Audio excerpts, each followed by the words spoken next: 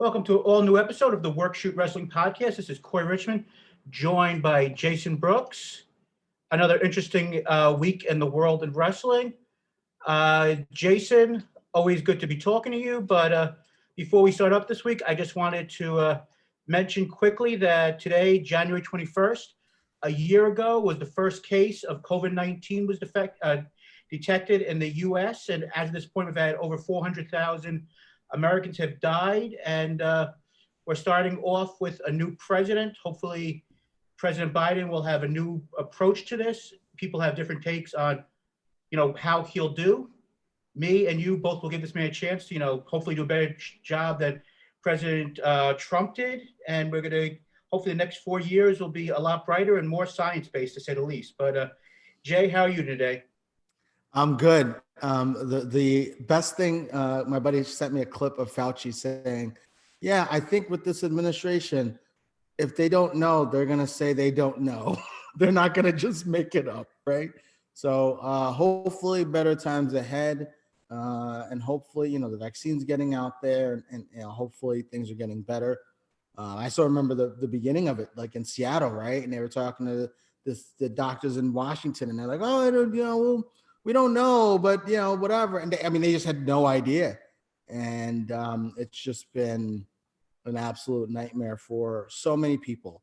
For us, it's just, we want to watch shows or go to the bar or whatever, at this point, but for so many families who are devastated economically and people passing away, 400,000 people. So it's just been horrible. And hopefully we're turning the corner. Let's hope we're turning the corner, and we will see what happens. Also, real quick, RIP to Ted Thompson, the old Packers general manager. He was a great general manager. Knew very little about his personality, but he seemed like a decent guy. And RIP to him. He's built what hopes to be a Super Bowl winning team. We'll see in a couple weeks. And if we have time, maybe at the end, we'll get an unknown prediction from Jason who he thinks who's going to win the games. I wonder where that's going to go. But before we forget, as always, we are part of the Wrestling Life Facebook group, and people can always join, let us know their thoughts. And if you want to know what we're thinking during the week, you can always listen to them not listen, but actually hear them via Twitter at WorkShootPod, and on Instagram. Usually get a clip from the show every week, some more interesting than others, depending on what type of mood Jackie Endy's in. Wanted to see how much of a fool I've been, but we'll see what she decides to pick, after this week. But Jay, let's start off with one of the bigger stories of the week. We've been going back and forth this year of, would there be fans? We all knew there'd be a WrestleMania after last year. They figured out a way to do it, hook or by crook. But we found out earlier this week via I think it was like a 4-minute infomercial during, I believe it was one of the football games. WrestleMania 37 will be in Raymond James Stadium. 38 will be a Cowboys location. And then 39 will be finally in Los Angeles. But the big part about WrestleMania 37, once again, like last year and like Wrestle Kingdom for the second year, it'll be 2 nights. But the last part of that story, we'll get into in a second, is 25,000 people will be allowed for each night. Jay, start off right away. Would you go to WrestleMania if given the opportunity? Absolutely not. Not unless I had the vaccine. And if I had the vaccine, I would. I'm not a big going to WrestleMania person anyway. We've talked about that a lot over the years. Sure. I always think the best show is Royal Rumble, and usually SummerSlam's up there. WrestleMania oftentimes is not.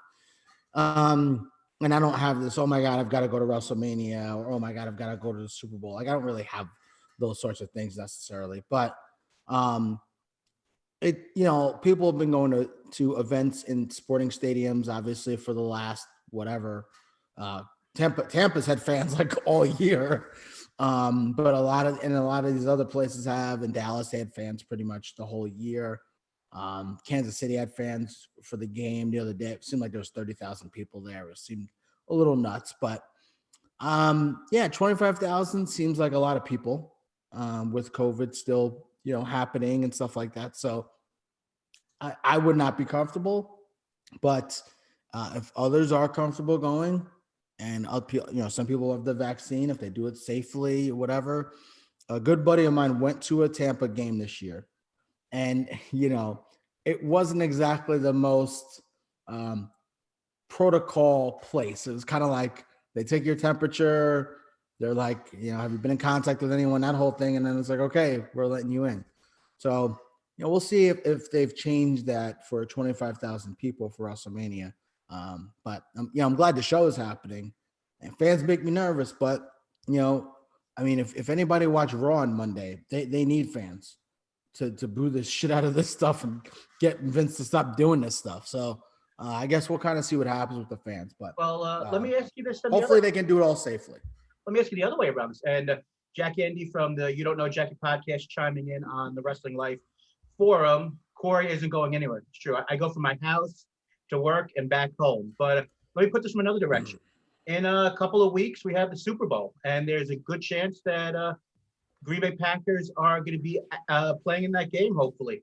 If your buddy Jay was able to get you some tickets to go to that game, you going to the game, or still COVID protocol? I ain't going, or is it a different thing because it's a football game? No, I wouldn't go. No, I wouldn't go. If I had the vaccine, I would go. I wouldn't. Where am I going to get? I don't even know what the Super Bowl is. Where is it? I believe it's in Raymond James Stadium as well. Jesus, everything's in Tampa. No, I absolutely would not get on a plane. Absolutely not. No, I wouldn't do it.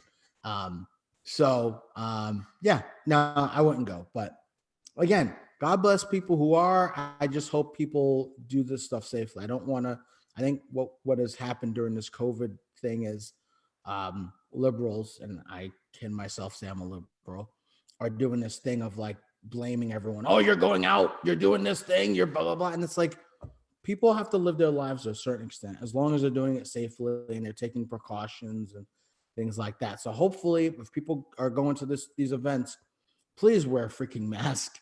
And please, if you're sick, don't go. So hopefully people do that. And if they do, God bless you, enjoy the show. But not me, not until I get a vaccine. We'll see what happens if, I'm able to get something from my job. If saying, hey, I got 2 tickets for the Super Bowl, the Packers are playing. We'll see if someone can drive to. I'll enjoy it as much on my couch as I would being there. No, I'm just kidding with you. But so let's get into the idea of this. So second straight year WrestleMania. There's gonna be 2 nights. We saw again this year with Wrestle Kingdom. They were 3.5, 4-hour shows. From different things I've heard, one of the reasons why this is happening is because of there's certain curfews when it comes to live events, and you're not going to have, a 7-hour event. Do you like the idea of the 2 nights? Do you Absolutely. like the I love the 2 nights. I mean, it should be 2 nights always. I mean, how many years have we watched these WrestleManias, Corey? In the main event, it's like you're just exhausted.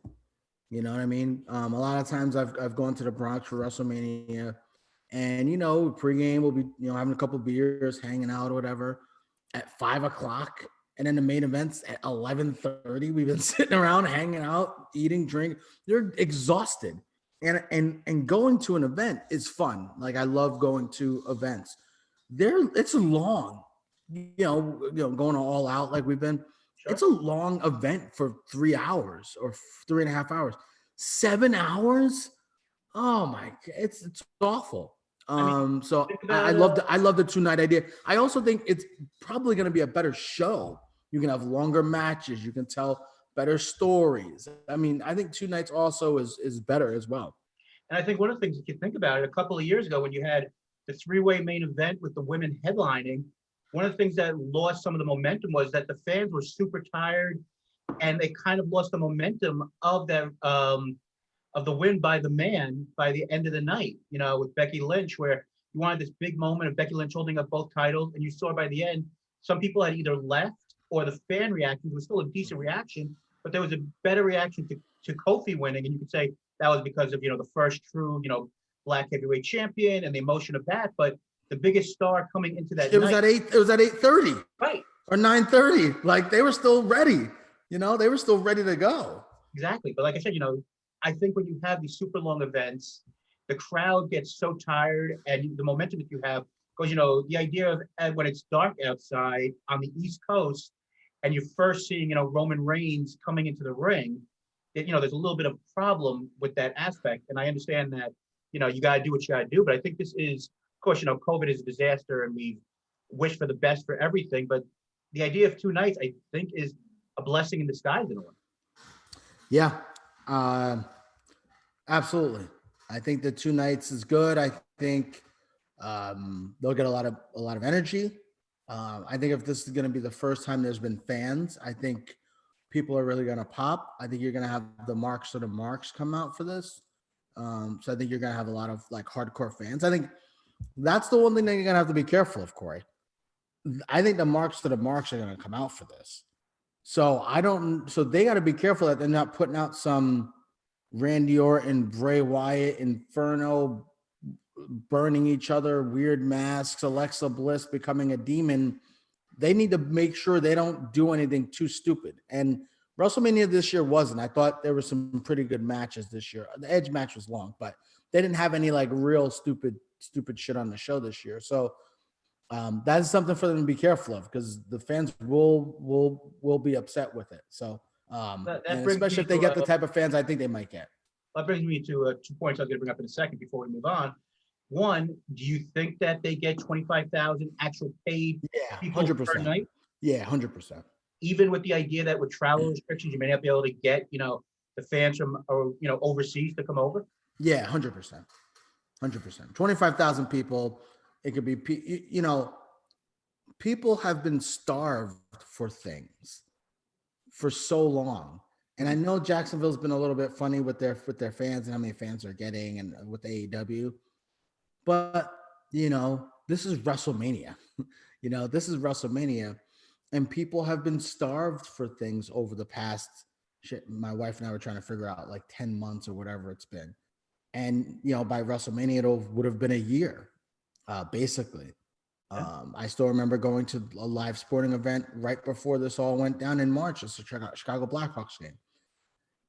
And so people are missing this stuff. So do I think people say, hey, let's go safely, let's do it, we'll drive, whatever? Absolutely. I think they get 25,000 both nights, because I also think there's a good chance the same people will go both nights. But that's very interesting. And like I said, I wonder what the ticket prices will be. But the other half of this equation is, and we'll move on after this point, unless you have other things you want to talk about on this subject, is can they do this hocus pocus crap? And everyone has a different point of view on this Alexa Bliss and the Fiend stuff, which we really haven't spoken about over the last couple of months. But can you do the stuff like they did on Monday night? There's a reason we have not spoken about it. Go ahead. But can they do like stuff they did on Monday night, with all of a sudden they turn out the lights and they go to commercial for 4 minutes, and all of a sudden Alexa Bliss has a different shirt, different makeup, and all this stuff? Can you do a cinematic match with a live crowd? Can you do the Boneyard match when that type of stuff? I know the Boneyard match, a lot of people thought was really good, but can you do those type of matches when you actually have people sitting there for 3.5, 4 hours and do something totally different, while people are actually sitting there? Well, they did it out of necessity, right? Right. And but I don't think I think I don't think we're going to be seeing Undertaker at this year's WrestleMania. I hope not. And but yeah, you do have Bray Wyatt, and we know they like doing his crazy stuff. So I don't know. I think they could do a cinematic match and just have it on the screen, but I think that might be weak. And have paying customers sit through that, so they might not do that. I don't know. I don't see them doing a cinematic match. I think there's a better chance that they don't. But they'll do matches with like stupid effects, like that Bray Wyatt Randy Orton match a couple of years ago. Beatles. It was, great time. Now, listen, am I saying it's going to be good what they do? Absolutely not. But they'll probably try something, but I don't think it'll be to the level of what they did last year. Yeah, I mean, it's going to be interesting to see. And the last thing on this is, it's very interesting. I know the one thing they did not announce was, and it's good because it's going to be, maybe because it's an anniversary show, WrestleMania 40. We didn't get the that venue. It'll be interesting to see where they go for WrestleMania 40. We got a couple of years before we have to decide that. But next few WrestleManias, we know the locations. I mean, WrestleMania 40 has to be at Madison Square Garden. What are we doing here? Does it? I mean, WrestleMania 30 was, or was it 29? Was in the Meadowlands, so the last couple major shows have not been in the Garden because of the I size know, and everything. I know. It's just, Something nostalgia. It should be. It's just, they should, I mean, Corey, they should have a big show there every year. It's such an amazing it's such an amazing venue. A piece of crap owns it, but it's such an amazing venue that I don't know. I feel like and that's maybe part of the reason why they're not there as well. But it's just, I mean, it's the best place to watch wrestling ever. So it'd be nice if they get there at some point for at least a big event, but we'll see. Yeah, definitely will. So Jay, I really don't have much to say about Monday Night Raw besides, I believe the first 3 minutes were the best part of the show, which they always do a great job of. Their tribute video to Martin Luther King with his birthday being this past week. Besides that, I thought it was interesting they left certain things out, but yeah, we don't have to get into politics. So just interesting. They did Martin Luther King, and then it's like white people hanging out with black people, and they don't talk about racial justice or Black Lives Matter or anything like that. Just interesting things they choose to leave out. Randy Orton's thing. I mean, that was the longest promo ever. I mean, what's wrong with him? What's wrong with his face? Why doesn't he cover his nose if his nose is all burnt up? Why don't you cover the nose if the nose is burnt up? Leave the, you know what I mean? It's just, Corey, Raw is just, it's just unwatchable most weeks. I mean, Alexa Bliss is, and I said this on Twitter at Worth Shoot Pod, her moveset, and I know they did this, she's possessed by a demon or the fiend or whatever. Her moveset is ridiculous for a woman her size. Mm-hmm. Like, she shouldn't be doing power moves. She is little. She's the smallest woman on the roster. It's I mean, it's just insulting to the audience. They're basically like, we're rolling a ball out there, and then that's it. There's no, who was it's been a million coaches, but back in the day, Barry Switzer was really known for this with the Cowboys, where they didn't really have a game plan. It's like, we got Troy Aikman, Emmitt Smith, and Mike Irvin. Just go out there and do it, right? And that's what Mike McCarthy's that's what Mike McCarthy's did with the Packers, basically. We got Aaron Rodgers. Just go out there and figure it out. And I mean, I feel like that's what McMahon is doing. Like, what is the show? You had a good match with Ricochet and AJ. That was solid. That was a very good match. But the rest of this stuff, it's like, what do we want? The Miz more, it's just so bad. It's such a long show. It's like the longest 3 hours of your life watching that. It's like the 3 hours you can't ever get back. It's like when I watched the movie The Enemy with Jake Gyllenhaal. It was like 2 hours I can never get back. I know we talk about how bad it is every week, and I know people are probably sick of us talking about how bad it is, but it just continues to spiral out of control. Yeah, it's just terrible. And I guess, is Alexa going to get a title shot here? She's going to win the title. She's absolutely going to win the title. I could see that happening. And and before we move on, because you did mention that, I would say that I think they have to be careful. I know Asuka is one of those characters, no matter what you do with her, you most likely aren't going to harm her in the long run. But the way that they treated her on Monday reminded me a lot on why Seth Rollins was basically got turned on by the fans, where he basically was hiding in fear and almost crying when he faced the Fiend in the beginning. And all of a sudden you had this badass character that I know is a jokey character right now and is smiling and dancing and stuff in Asuka. And I know Asuka's not the same character she was in NXT, where she was the baddest woman on the planet 99% of the time. With her basically hiding in the corner and being afraid and basically, running away from this character who I'll be the first one to say I'm a huge fan of Alexa Bliss, always have been. And I think she does a very good job with the material she's given, with this basically playing, an 8-year-old girl who's possessed by the devil or something.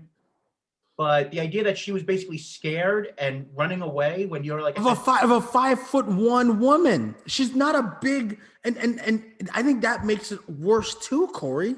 She's not a big woman. You know who's scary? Abaddon.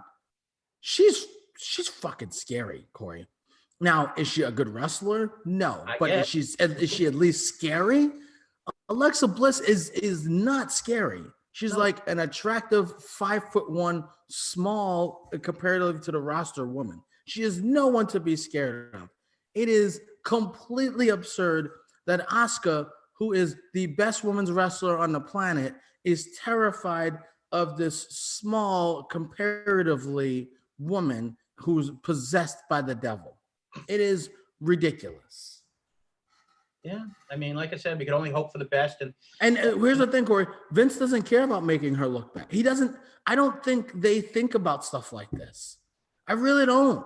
I don't think they think about, oh, if this happens to this character, they might look like assholes, and then no one's going to want to cheer them, because why do you want to cheer someone who's an asshole? I don't think they think like that. I really don't. And it's such a problem. And imagine if there were fans in the stands for this. Oh God. All right, let's talk about something else. All right, so 10 days away, we have the Royal Rumble. I know that it's hard to judge what's over and what's not, but and next week we'll make our predictions. But are you hyped for this? Do you care? I mean, both of our favorite show of the year is the Royal Rumble, but what's your interest level right now? 10 days away.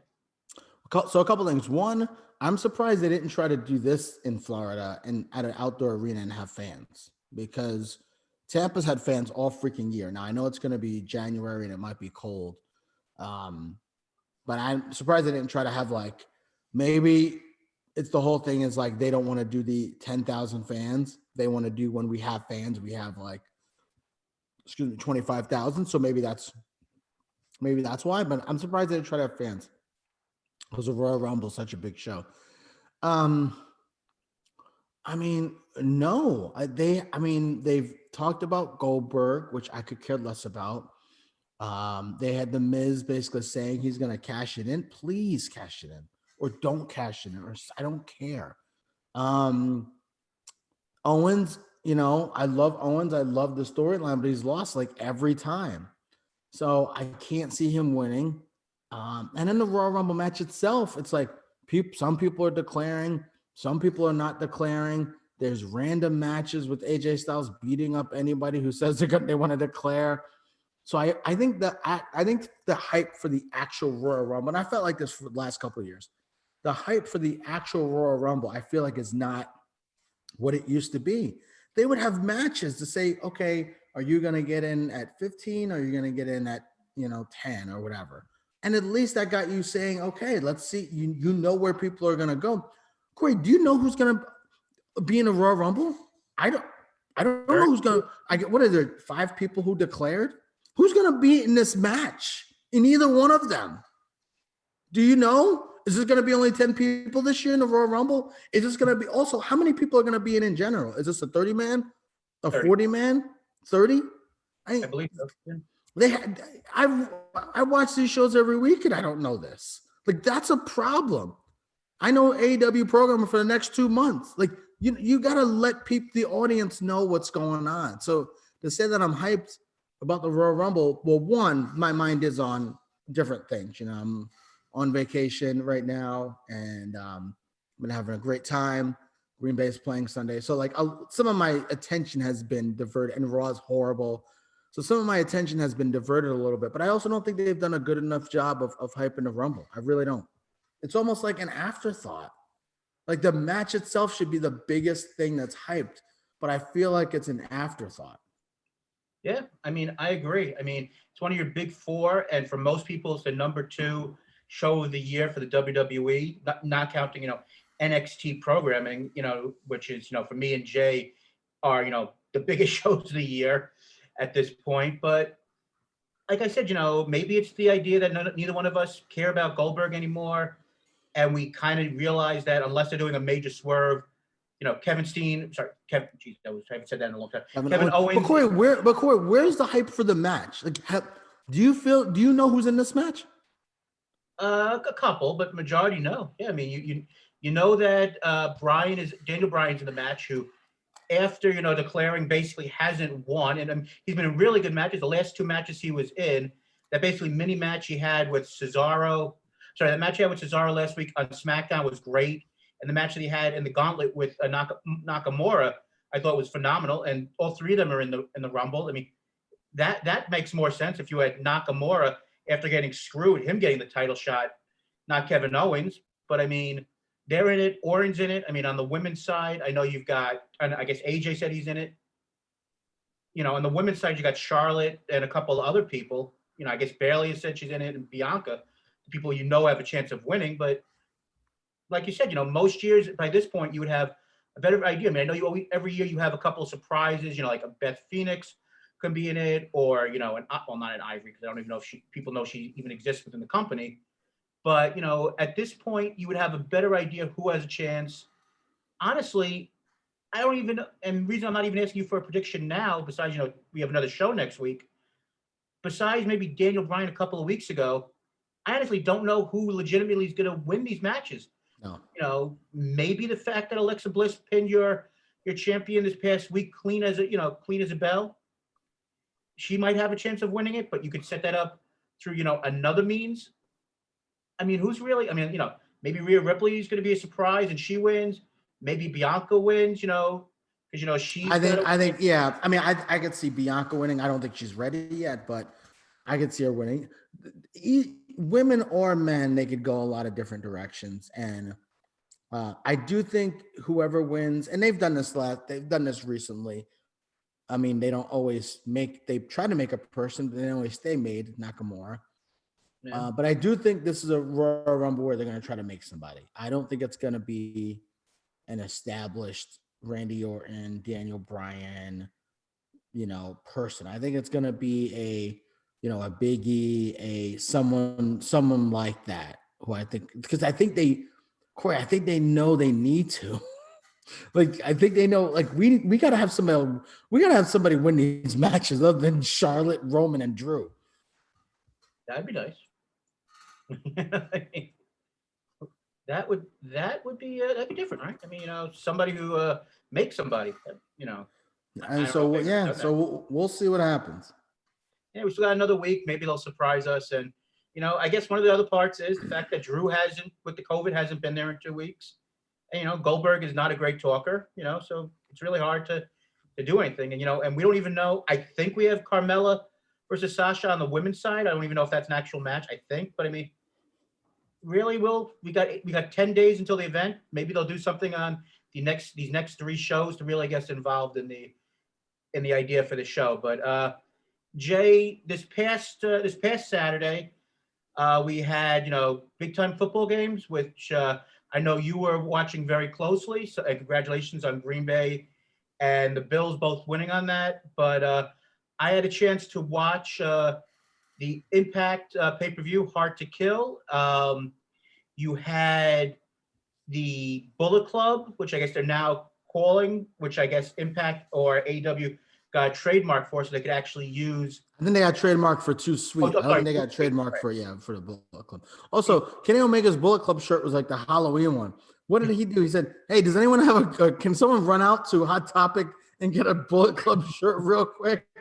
But it doesn't matter. Just take one off the clearance rack. But anyway, yeah. But on that show, you had the club or the band or whatever they're going to call themselves. We'll just call them a Bullet Club. It's fine. Right. But the big thing, like the 2 big things that came out of that show, well, a couple of things came out of that show, but the major thing was that Kenny Omega pinned Rich Swann, which most likely is setting up a title match or a match between the two of them at their next pay-per-view, Retribution. No, is it Revolution? I'm sorry. Jesus. I'm thinking about another company. Okay, so would it be... So it'd be Swan against Omega at Revolution? No, at Impact's pay-per-view. Oh, well, that's not until April. But the reason I'm saying that is, I don't know if you saw the poster. They've got Omega's symbol on the poster, which I think is, I think that means something there. And there's more going on. But we'll get, and I thought it was a really solid match. Everyone worked really hard. Moose was a last-minute replacement because Alex Shelley could not travel, and they're saying it is not COVID-related, which... a lot of times when they say that, it's COVID related, but, you know, who knows? But some other stuff that happened on that show. you had the writing off of, I think now forever, of Ethan Page. And Jay, I wanted to get into this with you quickly. I know this wasn't on the rundown, but I know you've seen some of the comments over the last couple of days. Ethan Page, who contract expired apparently, I guess, mid-November. First of all, did not want to do this Karate Man gimmick, which he wanted to do something separate on his own. Impact saw it. They liked it, so they had him do it on the shows leading up. So he had basically a match where he was facing himself, Ethan Page versus Karate Man. The match went about 2 minutes. It was really a shitty, to put it nicely. Jay's usually the one who does most of the cursing on the show, but I'm going to just say it on this one. But Ethan Page went, and they basically just pulled out his heart, and he ain't returning anytime soon. He went onto social media and said that, they basically did him wrong, and he wants basically nothing to do with the company ever again. And the reason I'm bringing this up was because this past Tuesday, Taya Valkyrie had a very different type of going away from the company. So, Jay, before I get your point of view on this, I just want to say the way they handled the Taya Valkyrie was they did a segment where they did the ending of Who Killed Johnny Bravo, which is a really dumb thing. But the way they did it was they said, all right, we're arresting her. And Tommy Dreamer came on and said, well, where do you think she's either going to be jail in Jacksonville, Stamford, or Maryland? Basically saying, she's going to go to the WWE, AEW, or ROH.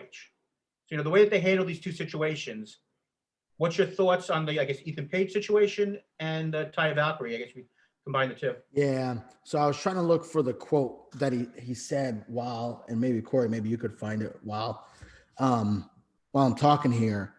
He destroyed the company. Yeah. He essentially said he did not want to do this.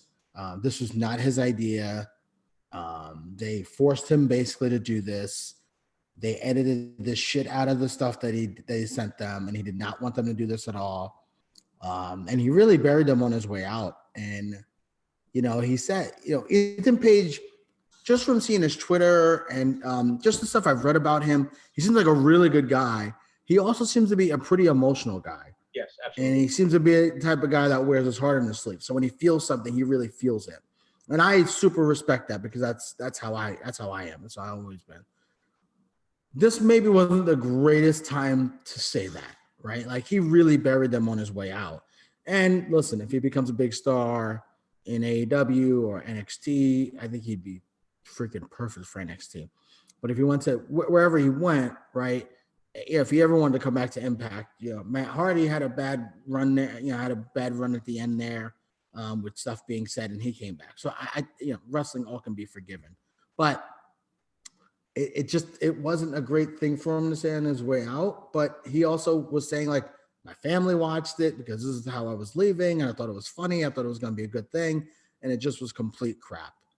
And I was embarrassed. And so I think it was the idea that he was watching it with his family and it was like, this is shit.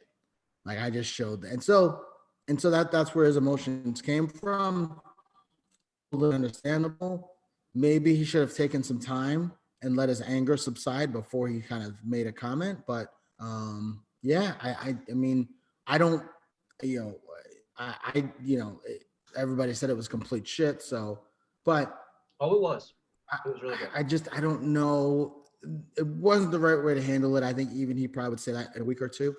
But he's an emotional guy and he said it. So I think this won't hurt him. I mean, he's tremendous on the mic. I've only seen him in tags, but he's great in tags. I think he could be a star wherever he goes. And so, yeah, we'll see. But man, Impact's, they do get people, but they also, they lose a lot of people. And yeah, Taya, and that Who Shot Johnny thing was TNA. Impact needs to stop with some of the comedy. They're not good at it. The funniest comedy on that show is when Tony Khan does his paid commercial ads. Oh, I love those. Yeah. They do comedy really badly, and they really need to not do it anymore. They need to stop with some of the comedy. But anyway, yeah, Taya was written off in a way that was, fine. And it was nice. They had that moment with Rosemary. And I think they're really, really good friends in real life too, obviously. So I thought it was, a good way to send her off. I thought it was fine. End of a really goofy story. And so, yeah, we'll see where all these people go. I mean, Corey, is there room for all these people? I mean, is there room for, Taya, there's plenty of room for a strong woman's wrestler. And Ethan Page, I guess there'd be room for him too, and NXT or whatever. But yeah, it'll be interesting where these people end up. Yeah, and I guess the last thing on this, as we get into the other part of the Impact story, is that I think that the way that it was handled is one of the things that I guess a lot of people thought in the old regime of Impact Wrestling under Dixie Carter and everything else was this type of stuff happened, and they thought with under Anthem Sports was this type of stuff wasn't happening anymore, and it makes you wonder. No, I'm just saying with Ethan Page. But I'm just saying it's but people always are bitter about leaving places. It doesn't mean that it was shit, right? Like that doesn't mean people have left. Look at what they did with the Rascals. It was amazing. True, right. If you're ever gonna have anybody leave the company, now with the Rascals, they also didn't do great by them when they were there. I mean, look at what they've done with them in NXT compared to what they were in Impact. But they did a great send off to them. So it could have been they just did a really bad editing job, and what they did sucked. And so there's a lot of different factors. But I'm not going to say like, oh, we're back to old TNA again. I will say the comedy stuff is TNA stuff, but right. I'm not going to necessarily say that because they've handled things as a company way different than what I've seen. The shows have been pretty good and the matches have been good. So, yeah, I'm not going to say this is old TNA just yet. Let's give them some time. Oh, sure. And also congratulations. I believe it's Fire and Flavor winning the women's tag team titles. Very well deserved. I said in past weeks, the most underrated female tag team, I think, in all of wrestling. I think if you wanted to say, a most improved over the last year, I think what they've done has been really good. And I hope if this, Impact AEW partnership goes on, I'd love to see, them get involved. Well, they better be careful. They go over to AEW. Tony Khan might be like, oh, we don't have anything like this here. We don't have women like this here in our company. We need they're charismatic, they're good on the mic, they have swag, and they're really good in the ring. And they're Kiara Hogan is African American. I think Tasha Steelz is Latinx. Oh my gosh, and they're So they better be careful having them go over there. But yeah, no, they're tremendous. They've become two of my favorites since I started watching Impact. I think they have really good charisma, and I think they have really good chemistry between the two of them too. Interesting note, Kiara Hogan, I'm almost sure does date Diamante in AEW. So yeah. So who knows if when they won? So yeah. So who knows how that could eventually factor into Kiara Hogan and AEW. So we'll see what happens down the line. So, and the last part of this story, which we'll get into more, is Private Party showed up on this week's Impact Wrestling. So it's not just Kenny Omega who is involved with the Impact AEW crossover. What was your thoughts on Private Party basically turning heel and showing up on Impact and basically become the new number one contenders? Yeah, the only thing that was awkward was Tony Khan and Jerry Lynn being there, and I know eventually Jerry Lynn interfered in the match. It's like there's nobody else allowed in this arena, and it's just the two of you watching. Like that part I found kind of strange. Whatever. Yeah, I like the Private Party having a little bit of an edge to them. The Matt Hardy thing still seems to be a little bit awkward with him kind of trying to put himself over, but then they're supposed to be heels. I think that stuff only works so long. And then eventually for instance, with Tully Blanchard and FTR, Tully Blanchard doesn't talk the whole time. He talks and they talk. So they're still kind of getting themselves over too. It can't just be the Private Party looking like dumbasses while Matt Hardy says, I'm taking all your money. And then they also turn heel. They're going to look like assholes. So, that storyline is going to have to evolve a little bit, but I do think Jackie chemistry like Corey Richmond and Jason Brooks. Yeah, I'd say that's accurate. The fire and the flavor. Maybe that's what we should rename the podcast. Probably copyright with Kiera Hogan. She'd get mad at us, but yeah. So I mean, I don't know. We'll kind of see what happens there. Yeah, I mean, I think it's interesting to see where that goes. I mean, they're going to be facing the Good Brothers at the No Surrender pay-per-view, or I'm sorry, Impact Plus pay-per-view, which I've always found interesting concept on February 13th, going up against UFC 258. Well, Impact Plus, they're trying to make that $10 a month. They're trying to make that nut every month. You kidding me? They're trying to get that WWE Network money. It'll be interesting. How many subscribers do you think they have to that Impact 12. Plus? 20,000? 12. 12,000? No, 12 people. No, I don't know. That's a good question, but I wonder if they also, interesting. I wonder if they also maybe on that show put the Swan versus Moose match to have, maybe. I mean, they have title changes on those shows, so I mean, they could have. I mean, Private Party aren't winning, but right. They could have a title change on the show. I could see Moose. I don't know. I think it's Swan versus Omega is your. I think probably, but I think Moose resigned, didn't he? Really, I haven't heard that. I thought I read something that he signed. If he did, then I think there's a chance he could win the title because I mean, he's pretty good. And if people get a chance to either see the match or see highlights, it was most likely Moose's best performance since his ROH days. He really stepped up in that situation, showing his athleticism and doing a Spanish fly off the top. Well, all Spanish flies are off the top rope, but he did a Spanish fly in that match, which was just like awe-inspiring. But Jay, we spoke, I think, more about Impact than we've spoken about them in the 258 episodes we've done over the last 7 years. So let's get back more in our comfort zone, I guess, and talk about the Wednesday Night Wars, which Impact is now, I guess, sort of kind of part of. But let's start with the better show this week, NXT by far. And before we get into NXT, I'm just going to say it because I am the AEW mark of the podcast, which is absolute. Not exactly the best show. I thought the first hour was good. Second hour, I know a lot of stuff was rushed. And Chris Jericho, Lion Salt, maybe we shouldn't be doing that anymore. But he needs to retire that. He needs to. He's Corey. The decline is gone. This is like, it's like watching Drew Brees on Sunday against the Bucks.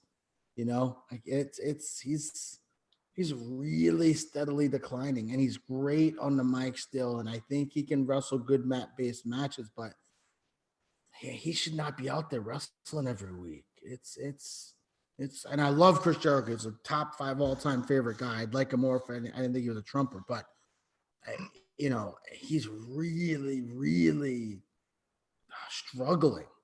He just can't. The problem with AEW, here's the problem. You have AEW who has, and I describe them as WWE Attitude Era, just craziness all the time. There's angles all over the place. Nothing breathes. And that's how their matches are. Fast pace, guys flipping all over the place, no psychology. Jericho wrestles a slower pace style, especially at his age, with ring psychology, and like that's how he gets by. That's how these older guys get by. They don't do that in AEW. So he's like kind of wrestling this quick style that he is absolutely no longer capable of. There's no shame in that. He's still in great shape for a 50-year-old man, but he's not able to keep up. Like that isn't physically possible to be able to. So it just makes it look real rough. And so I don't know. I'm not saying, hang him out to dry and retire him, but I'm saying like, I think he needs to be put in better spots, as a wrestler than what they have him doing. I can see that. And like I said, I know we'll get back to this, but let's talk about little NXT. And if we have some time, we'll get back to how do we put this? The wrestling version of the tag team slut, as they were calling him now. But NXT, I thought was a very good show. I didn't think it was, the best show they've ever done. Unlike I said, AEW, one of the worst shows they've done in a couple of months. But Jay, we've started continuing the first round of the Dusty Cup. We had the Fight Pit. We had Kushida getting another win over Johnny Wrestling. Where do you want to start? Because like I said, I thought it was a good show. I thought a lot of things came out of it. What was your, I guess, highlight of? Yeah, I mean, I love the Imperium and Lucha House Party. And I noted this on Twitter at Work to Shoot Pod. NXT did more for the Lucha House Party in the last couple of weeks than the WWE main roster has done for them in the past several years. They made them look great. You saw all their ability. Grand Metalik, King of the Ropes, flying all over the place, right? Lindsay Dorado doing his thing. It was a great match with Imperium. And I'm glad that they won. I really am. I'm glad that they won. It shows that they still have there's still something there for the main roster to tap into. Kushida, Ralph against Gargano and Theory, I thought was a good match. I'm glad that Kushida's getting a win. We've been hoping that he gets a push for a long time. And now it looks like Kushida's going to get that push. I think they'd lose to grizzled young veterans. But at least, Kushida and Ruff got the push. So, we'll kind of see how some of that goes. Is this Nice and Davari? That match is going to be on 205 Live. I would I was actually going to bring that up. Nice and Davari are now actually, it's going to be on 205 Live, but they're now actually facing the Team of Respect coming out of the Fight Pit. They did a WWE or NXT exclusive of Ciampa and Gargano are going to be a tag team now. And they're going to face and kill Nice and Davari on 205. Wait. Hold on. Tommaso Ciampa and Johnny Gargano? No, I'm sorry, Ciampa and Timothy Thatcher. Oh, they're going to be a tag team. Yeah, That's pretty cool. Okay, I like that. That's cool. That'll throw definitely some interesting things. And I think, Corey, I hope after this, I know that these are mostly makeshift tag teams, although it does seem like a lot of these tag teams are MSK's not. Maverick and Dane have been a tag team for a while. Legado del Fantasma, Lucha House Party, Grizzled Young Veterans. So most of the makeshift tag teams didn't make it. So maybe Thatcher and Ciampa become an interesting kind of tag team and stay as a tag team for a while. I don't see why not. See the two young women there win the match. Oh my God, Casey Catanzaro. That reverse red arrow was I went back like 3 times to watch that. That reverse Falcon arrow was amazing. So that was a solid match. So, yeah, it was a good show overall. I'd say my only disappointment was the Fight Pit. I really thought the Fight Pit would be, I don't know, more brutal, longer. With Riddle, that one was so good. The expectations were high with Ciampa, and I don't think it ever really hit the heights. But that being said, Timothy Thatcher got the win, needed the win, and it's good to see that maybe these guys are teaming up. Yeah, I mean, I think the first round of the Dusty Classic for the men has been quite good. I think it's interesting that with the Imperium segment that they had the return of Wolf. We'll see where that goes. I mean, I don't think Walter's coming back anytime soon, especially with his great match he's having on NXT, UK. Fortunately, we don't have time to, watch that every week before the show. But I think that it's going to be interesting where they go with his return. We finally found out that Kurt Stallion actually exists in 205, not more than 205 Live. Here's the thing. Hold on, Corey. So Santos Escobar, who again I am just a humongous fan of his. Sure, absolutely. I have been for a long time. He comes out and he calls out all the champions and says nobody can beat him. Yeah, he calls out all the champions, including the former champion. Basically says he's the best guy in NXT. And then Kurt Stallion, who we're the marks of the marks, right? How many people, and Wrestle Life audience can say, how many people are watching 205 Live? Nobody watches that. And Kurt Stallion, Santos Escobar is worried about Kurt Stallion. Come on. That's where you bring in a new guy. That's where you bring in someone we haven't seen before. The 205 Live roster is so damaged. Other than Atlas, Swerve, and Escobar, none of these guys are legitimate. Davari and Tony Nese, Kurt Stallion. Come on, give me a UK guy at least. Jesus, that's going to be the match, him against Kurt Stallion. Who cares? And if Kurt Stallion wins, that's going to make Escobar look even worse. Then he's going to get dragged down with those guys in 205. Then just put him on the show. I don't understand what they were doing with Kurt Stallion.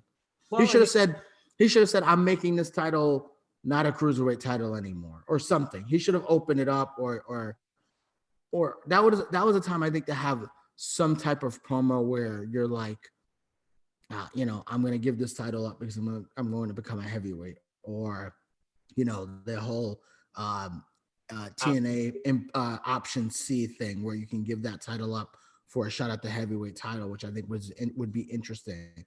It was time for him to give that title up, not for him to go against some random ham and egger that I've never seen before. I don't disagree with you. And just quickly, I guess we could just quickly say this in regards with the women's Dusty Cup. I think it was an interesting first match. We had the return of Io Shirai, who hasn't been around for a couple of weeks, and I guess we finally saw the direction that they will be going in regards to what's coming up next for Mercedes Martinez, which I wonder if that will be on the St. Valentine's Day show on that weekend. But it'll be interesting that one of the things that was mentioned on Wrestling Observer Radio by a former guest of the show, Brian Alvarez, who, as you have said, is very interesting to listen to regarding, breaking down Raw every week. He hasn't heard a positive thing about Raw in 6 months or a year. But he said that he had heard from somebody in NXT who he trusts, and he hopes it was just something they were talking about for the short term. Do you know that they believe that they want to turn Casey and her partner heel? Yeah, I read that right before the show. We'll see. That would not make sense to me. They're the plucky baby faces. Yeah, I mean, you need plucky baby faces. They have Mercedes Martinez is the heel, Dakota Kai, Raquel Gonzalez. Just going down this list here. Candice LeRae. They have enough heels. Tony Storm. They have enough heels. Aaliyah, who no one's seen in forever. They have enough heels. Keep them as the plucky baby faces. Have them get to the finals of this. I think that would be a lot of fun. Against Ember Moon and Shasi. And I think they should win it. And then they should challenge whoever the Charlotte and Asuka on a big show. That's my personal opinion, but I'm also big fans of theirs. So hopefully we don't need to get into too much with them, but hopefully they don't turn them heel.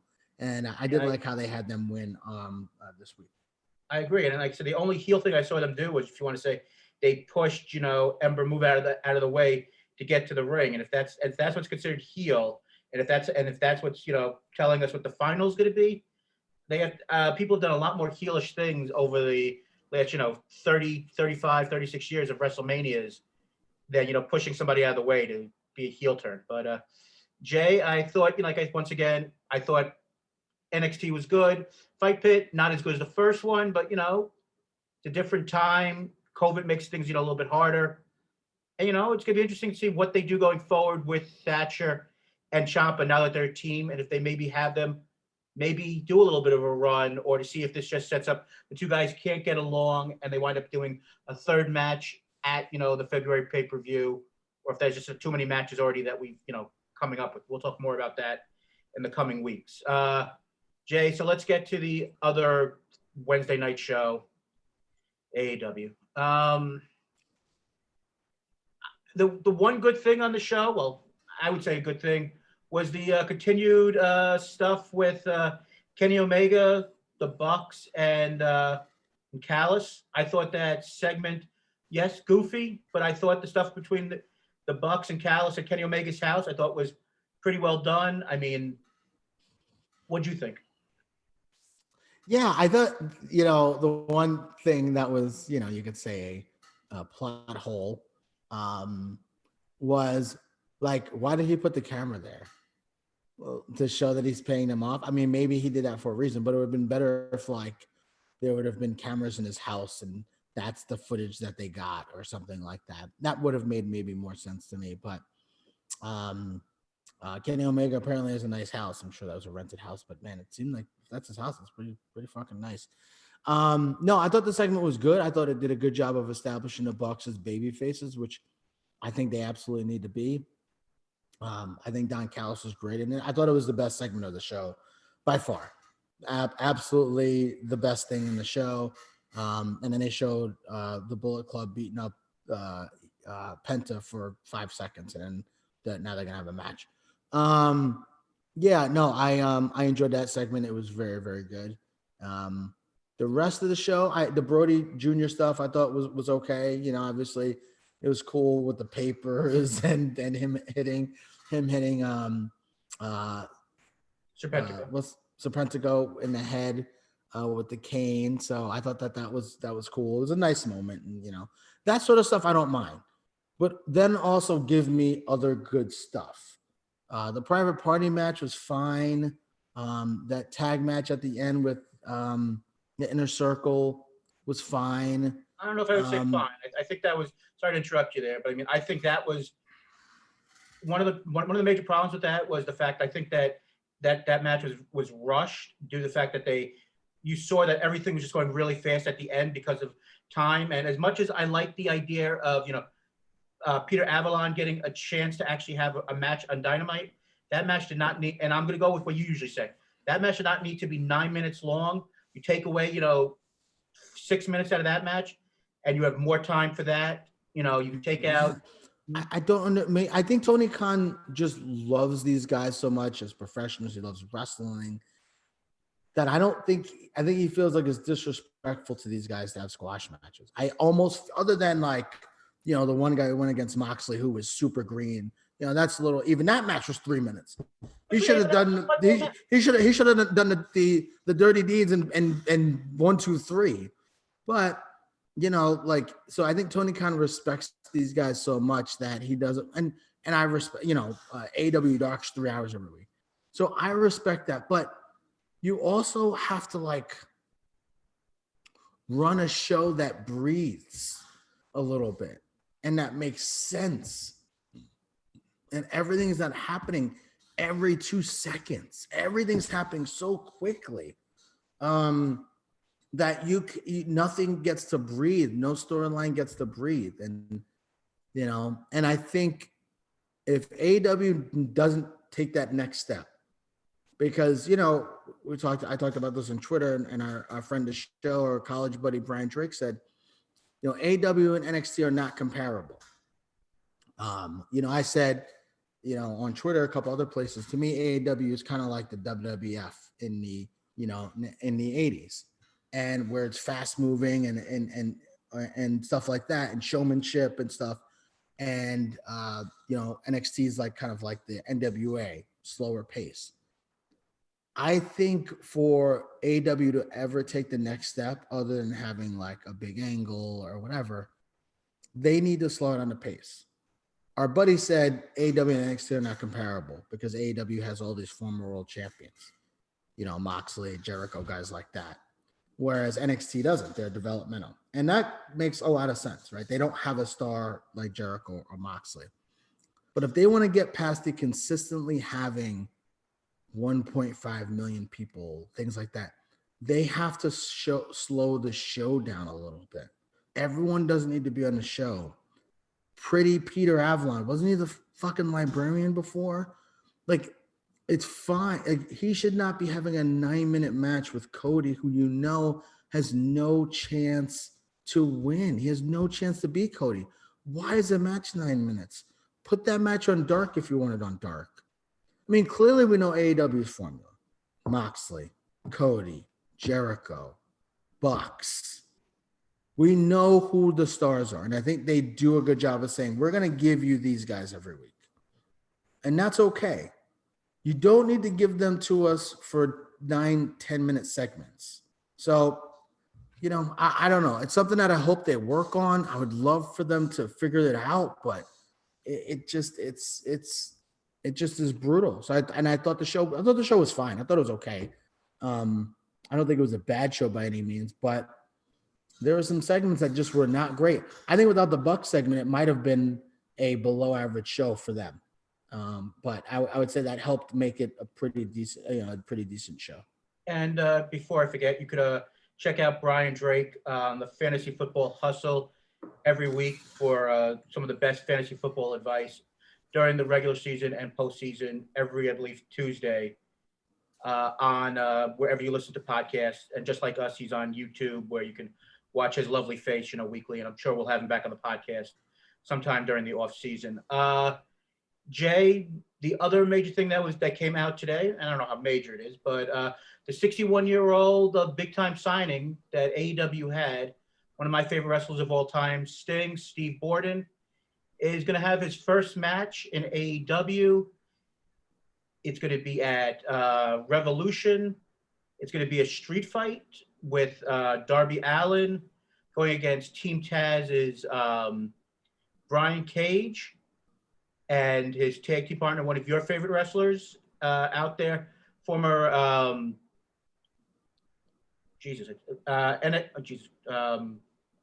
Power TV champion Ricky Starks. I forgot. Yeah, NWA absolute Power. Ricky Starks. Thank you. I forgot. I was struggling there to think of Ricky Starks' name. I said on the Facebook group Wrestling Life. I said it on our Twitter @WorkShootPod. I love Sting, but if we ever going to have a cinematic match, this better be one, because I do not want to see a guy with 61 years old with stenosis wrestling.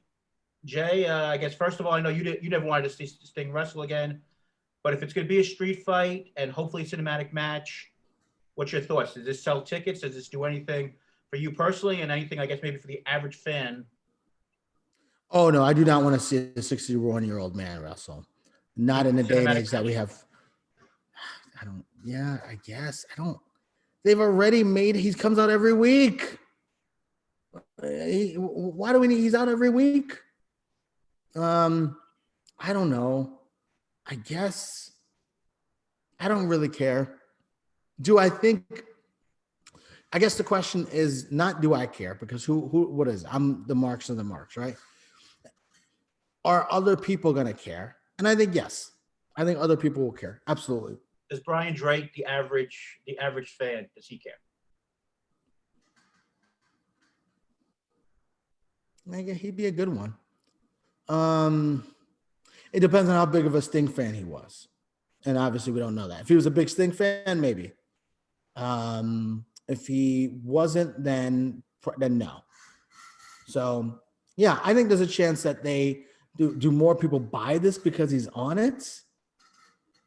I think they would have been better off, I think he needs to be off TV for a while to set this up. But here's the thing, right? We know that his shirt sold out at Pro Wrestling Tees, the AEW shop, right? And a lot of people were excited.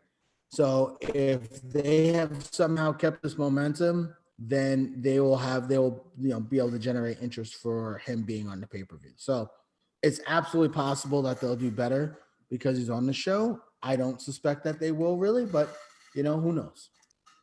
Yeah, I think it's a really interesting question to see what he does. Like I said, first couple of weeks he was on, you had ratings, and then fortunately you had a lot of crazy shit going on in this country, the fault of our former president. See ya. But and then you had the inauguration, so ratings have been on the decline for many reasons. That's that's an excellent point, though. He sold a lot of shirts, right? Sold a lot of merch, and they were doing okay in the ratings, but obviously with everything, with everything with life and Trump and everything, that took away maybe from the ratings. Maybe he'll have more of an impact than we realize, or people are like, oh, we've seen him like 8 times already and I'm over it now. We'll see. Yeah. You just wonder, is the average fan for the first time who didn't know Impact, existed and, enjoyed, his WrestleMania match versus Triple H, and maybe cared about his match against Seth Rollins. It hasn't seen him basically in 5 years. They market it the right way within the cable companies. can they get a buy rate for his first match with AEW? Because maybe that works, but who knows? So Jay, we covered a lot of interesting topics this week. It's usually the time where I take a deep breath and drink another sip of water, where you do the heavy lifting and tell people how they can follow us and everyone else on the Life Group podcast. Yeah, we're very proud and excited to continue to be on the Life Group podcast. We are on Wrestling Life. So I used to be on there mostly as my name, Jason Brooks, but now I am mostly do Work Shoot Wrestling podcast. So if you see me put stuff on the group, that's what it is. Anyway, we are Work Shoot Wrestling podcast. We are on Twitter at Work Shoot Pod. We're also on Instagram at Work Shoot Pod. You could Google us, Work Shoot Wrestling podcast. We're on iTunes, Stitcher, Spotify, Google Play, and we're on Wrestle Life. So please check us out. Give us a chance. Give us a listen. If this is your first time, thank you for listening. We really appreciate it. Leave us a review on iTunes. If you get to listen on iTunes, give us 5 stars. That would be wonderful. We are in a stable of where it's like not the 4 horsemen, because there's 5 podcasts, but whatever, figure it out. We're like the Bullet Club. There's a million members. All right. Anyway, we're part of the Life Group podcast. We've got Dong City on Monday. We've got Total Bases on Sunday. So Sunday, start your day. You got Total Bases with Henry. We've got Dong City on Monday, another baseball podcast. You got the Audible, the football podcast. Obviously, a lot of stuff going on with football and things like that. Where's Deshaun Watson going to go? The Eagles got a new coach. It's crazy. I need to get on that show. You got the Step Back. Are they going to play another NBA game this year? Or are all the games going to be canceled? Because it seems like an absolute shit show. And then, of course, you've got us on Thursday, Work Shoot Wrestling podcast. So we appreciate everyone giving us a chance. And that's it. Thanks. Hey, James Harden looks like he lost a ton of weight in like a he day. literally wanted to get, my buddy put this in our group chat. He literally wanted to get traded to Brooklyn because the jerseys are more slimming black. And of course, we have our sister podcast. Jay, I'm having a moment of, do you remember what the name of it is?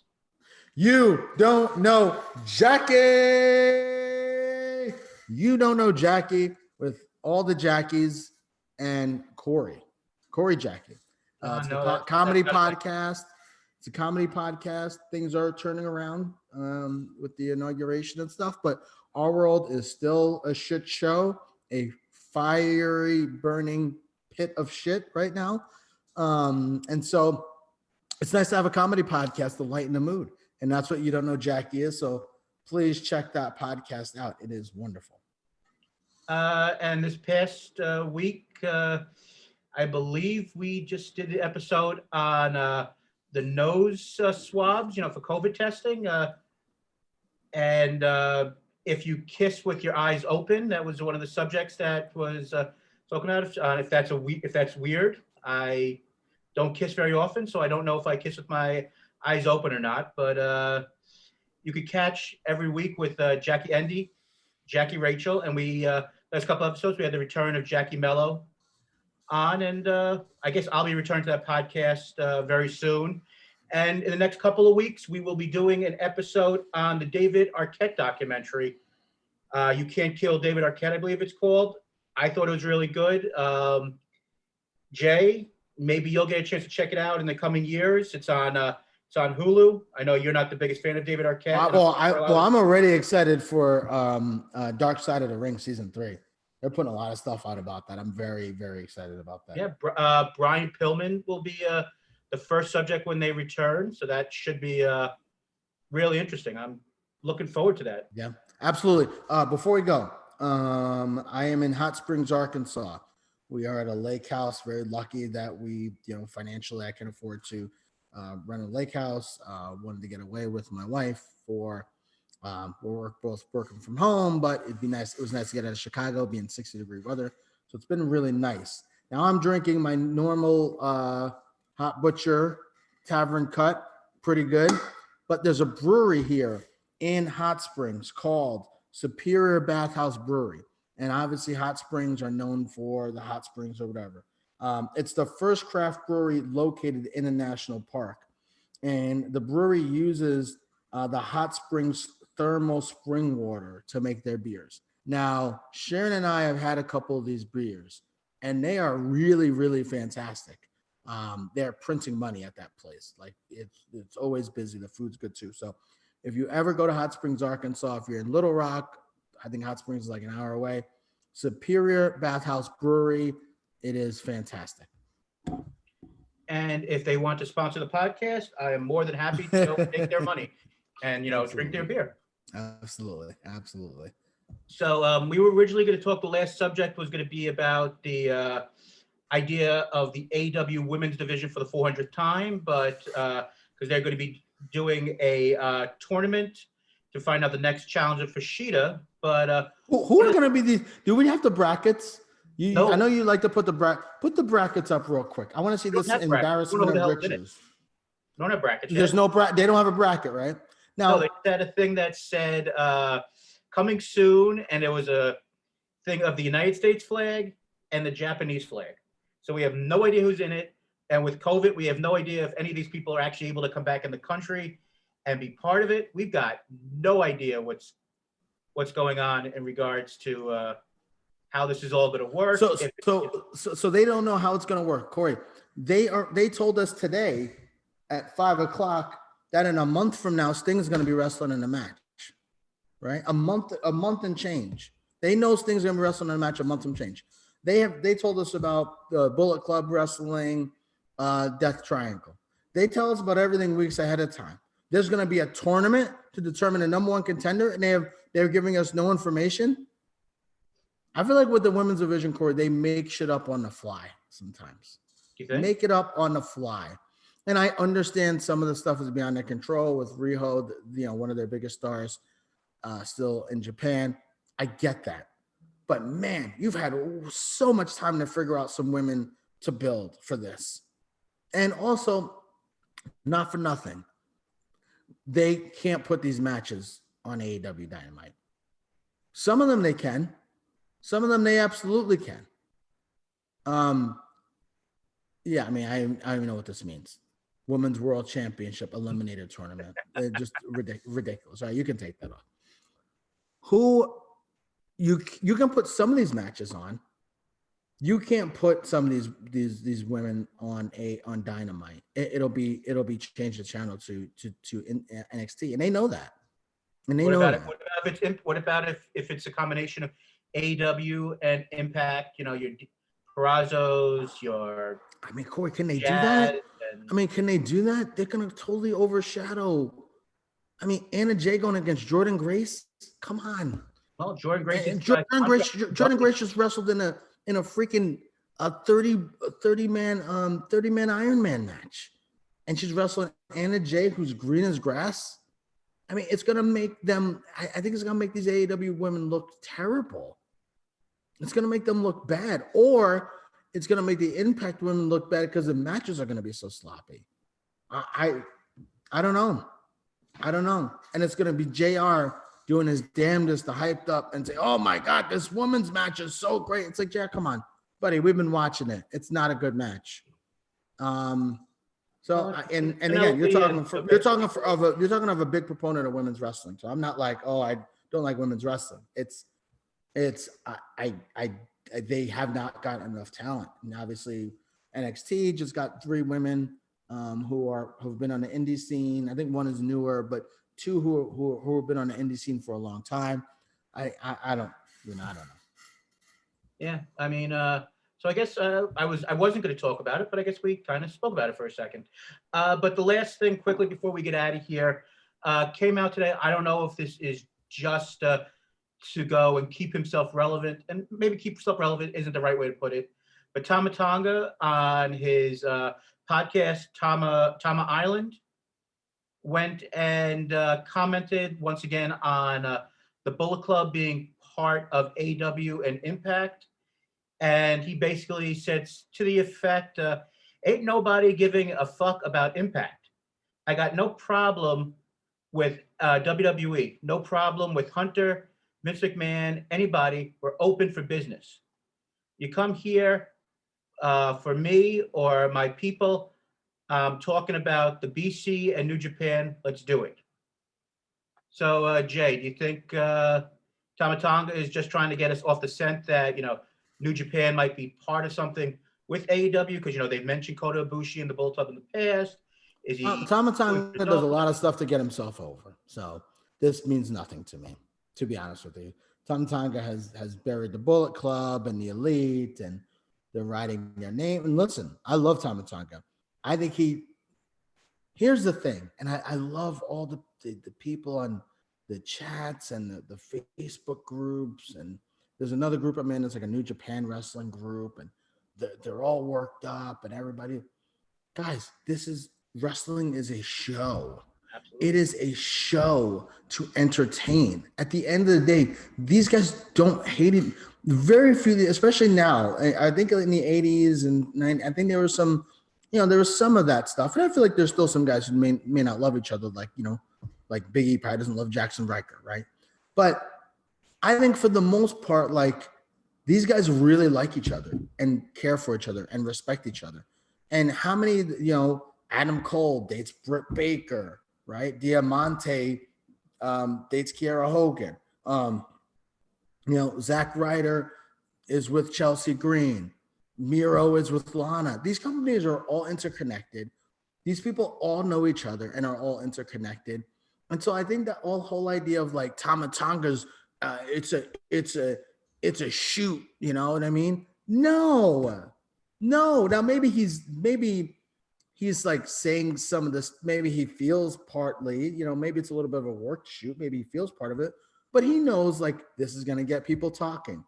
This is going to get people saying stuff. Obviously, they try to do an angle with Tama Tonga and Omega in the Bullet Club toward the end of Omega's run, I feel like, and the match didn't come out like I think. I think it was positioned to have Tama Tonga eventually become like a star, but that didn't really work out. And then, Jay White became the guy. But I don't know. I mean, I think Tama Tonga is just working everybody, and he should. It's a show. Wrestling is supposed to be entertainment, and that's what it is. So good for him, man. He's getting people to talk about him. And the Bullet Club since 2013, boy, they are all over NXT. They're all over WWE. They're all over AEW. They're all over Impact. They're too sweet. They're too sweet. They're too sweet. I mean, one of the reasons why I brought it up was because Jacob Anthony Moses, who's co-host of The Step Back, he when I put this up, he wrote, "Please let this happen." So I mean, there's some interest, and I guess in the idea of maybe the Bullet Club in WWE. Because you have Balor, you have AJ, you got Adam Cole, and competition with all these people working together, I guess, brings the idea of maybe wrestling getting better with these groups working together. So I agree with you. I mean, I think this is just Tama Tonga once again trying to make sure he gets his name out there. And I think if Tama Tonga wanted to go to WWE, he had opportunities in the past, and he decided to go back to New Japan Pro Wrestling where he feels comfortable. And I know it's slightly different. The two of them working together is different than him going back to the US and working, whatever schedule they have. And I know things are differently because of COVID and everything. But I mean, I think that this is more of him just keeping the Bullet Club name. And because he's always been the guy who's a lot of times forgotten about, because, it was the three founding members of the Bullet Club were Finn Balor, Machine Gun Carl Anderson, and Tama Tonga. And most people, when you think about it, if you ask people who the founding members are, it's going to be Machine Gun and Finn Balor. Most people forget that Tama Tonga really had much to do with, with the formation of the Bullet Club. And I think this is just like his baby as well. And I think it always like puts his ire up a little bit when people talk about the Bullet Club and they don't really like mention him as a major part. I think this is a work. No, absolutely. I think it'll work. I think it's all work. And I think, listen, the thing that is real is the idea of New Japan maybe working with AEW at some point. I think that's possible. And if it is, you have a natural, I think you have a match that could main event a pay-per-view. Tama Tonga from the Bullet Club, he can talk his way out of a freaking paper bag. And listen, I love Eddie Kingston. But if you could have Eddie Kingston main event a pay-per-view, you sure as shit can have Tama fucking Tonga main event a pay-per-view. And then you got him against Omega in a blood feud, and people are going to be going ape shit. And they've built that, right? Tama Tonga's just put that over in the last couple of weeks. So if that ever comes up, so it's those like natural little things that I love about wrestling. That's the biggest thing about the FTR Bucks feud is they planted so many seeds, and they've never finished with it. So we'll see. But I love this stuff in wrestling. This is what you have to love about wrestling. Social media now, sometimes it's not good, but most of the time it's these guys fucking with each other, and it gets us all up in arms about it, and they're all laughing in the background, counting their money. So selling more shirts on pro wrestling tees and going. Yeah, Bullet Club's going to be the biggest thing for as long as they can. And the last thing on before we call it a day, we all know that Rocky Romero is an agent for New Japan, and once the pandemic is over, Gallows and Anderson are going back to New Japan. So unless that there's major problems between Tama Tonga and Anderson and Gallows, they're going to work together anyway once they go back there. So this, like you said, this is all a work.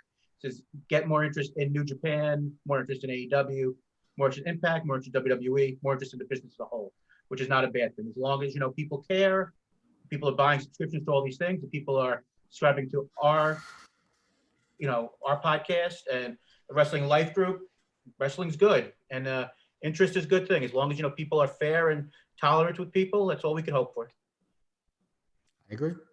And I guess just because we said at the beginning, Jay, just for shits and giggles, who's winning the NFC Championship game on Sunday? Oh, I'm not getting into that. I hope we do. We're favorites. It doesn't mean anything. We will see what happens when it happens. So I'll have my phone turned off for 3.5 hours, and then hopefully hopefully things will be good. So we will see. Well, good luck on Sunday to the Packers. Hopefully they do it for the late Ted Thompson, like we mentioned earlier. And for everyone out there over the last year who's been struggling with this COVID virus, hopefully things are turning around as we enter, year 2 of the U.S. knowing about this virus officially. Jay, as always, wish wasn't on such a somber note as I just said, but final word is yours. I think we're done here. See ya.